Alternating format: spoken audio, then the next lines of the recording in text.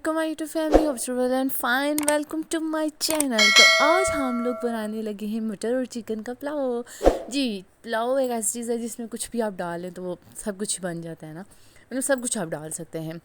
جی، chicken اور مٹر کا پلاؤ بنانے کے لیے میں نے تیل لے لیا ہے، ہمیشہ کی طرح ہم پہلے ہانڈی میں تیل ہی لیتے ہیں، اور اس کے ساتھ میں نے پیاز لیے ہیں اور پیاز کو میں نے اچھے سے براؤن کر لیا ہے۔ میرے پیاز ایکسٹرا براؤن ہو گئے تھے، میں نے جلدی اس میں لہسن ڈالا، میں نے کہا یہ نہ اور زیادہ براؤن کیا صرف بلیک کلر ہو جائے اس کا۔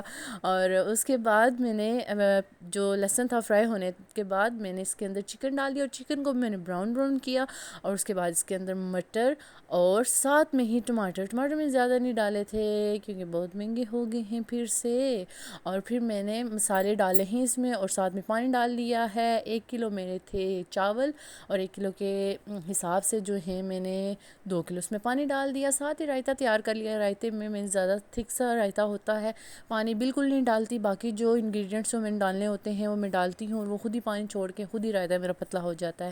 دیکھیں اتنے مزیدار سا رائتہ ہے۔ اور ساتھ ہی میں نے چاول، جب پانی کو ابال آیا چاول اس میں ڈال دیا۔ پانی جو ہے چاول اب سارا پانی اپنے اندر جذب کر لیں گے اور پھر یہ پھول جائیں گے، اور اس کے اوپر میں نے گارنش کے لیے دھنیا ڈال دیا، اور پیاز جو ہے جو کہ براؤن ہو رہی تھی وہ میں نے تھوڑی سی سائڈ پہ کر لی تھی لہسن ڈالنے سے پہلے، اور وہ اس کے اوپر ڈال کے اس کو دم دے دیا۔ دم 15 منٹ کا دیا تھا۔ اس کے بعد دیکھیں کتنے مزے سے کھلے چاول بنے ہیں، اور رائتہ اندر پڑا ہوا تھا اس لیے میں نے اس کے اوپر دھنیا ہی ڈال دیا ہے۔ تو اپنا بھرپور خیال رکھیے گا، کھائیے گا، بنائیے گا۔ ملتے ہیں ایک نئی ویڈیو کے ساتھ۔ اللہ حافظ۔